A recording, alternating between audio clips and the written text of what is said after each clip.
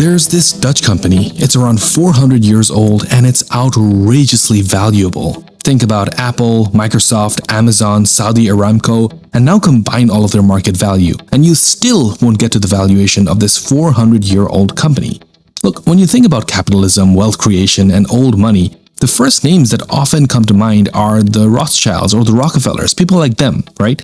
It's rare for us to think about this quiet little Dutch company that was groundbreaking. I mean, they created the world's first corporation, the first stock exchange, and the first IPO. And this company is still around, by the way, so buckle in. Today, we're gonna get into the bizarre story of the Dutch East India Company and the House of Orange.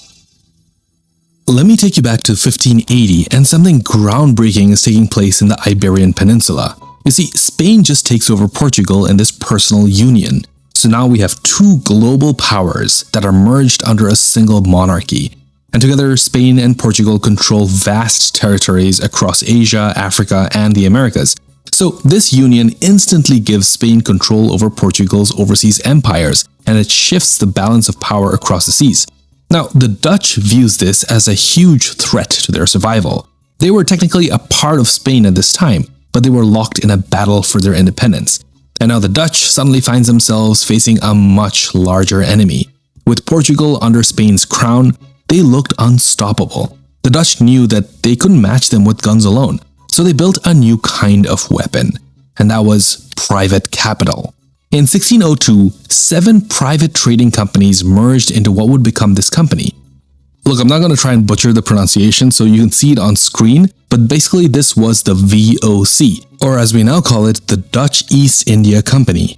Now, it was called the Dutch East India Company because obviously they were Dutch, but also because they did most of their trades with the East Indies, which Europeans use as a term to refer to the region encompassing the islands of present-day Indonesia, Malaysia, and some other surrounding areas. So on the surface, it just looks like some other merchant company, right? But under the decks, it was a machine of economic warfare. It had armed ships, private armies, forts in various parts of the world. But the most radical part of this company were its shares. For the first time, ordinary Dutch citizens could fund imperial expansionism and profit from it. I mean, the VOC could scale like no other kingdom ever had, without a monarch or without ever raising taxes. This was no longer wealth tied to land or titles. This was wealth manufactured at scale through markets. Now, the merchants were operating the business. They drew the blueprints, but someone else was keeping the foundation of this company standing. You see, across the Republic, the House of Orange watched all of this unfold.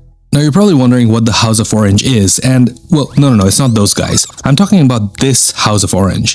And this house was one of the most prominent dynasties at the time, but they held no kingdoms. By the way, please do support the channel by liking and subscribing. Help us get to 100,000, we're so close. Anyway, as I was saying, the House of Orange simply held a weak title and a fragile piece in the Republic that was run by merchants. Now, their nobility didn't matter much in this new order. They were squeezed from both sides.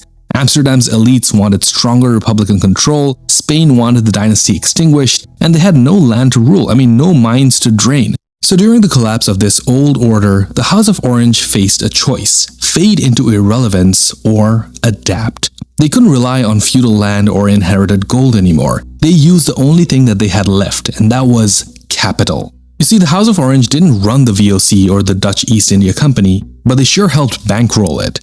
More importantly, they tied their future to it, and this wasn't just a symbolic gesture. Their involvement gave them strategic leverage in a merchant republic where legacy no longer guaranteed power. Decades later, that connection became official. I want to talk about these two stadholders. Stadholders were basically these high-ranking officials or magistrates, and they were called William IV and V. Now, they were descendants of the House of Orange, and they served as presidents of both the VOC and the West India Company. The West India Company, by the way, essentially traded with the West Indies, which was generally the Americas at the time. Now, as a result, they effectively became amongst the most powerful men in the country and in Europe. As the company expanded east, the family rose upwards from nobility to something far greater. Now, still without crowns, mind you, but unquestionably, their power was backed by dividends. The VOC carried the Republic's flag, but it also carried the ambitions of a family that was building an empire in silence. The VOC didn't behave like a business, it moved like a sovereign. I mean, that was the whole point. When your market cap dwarfed the GDP of large countries, your private armies defeated military powers, you were not just another company, but you were an imperial state in your own right.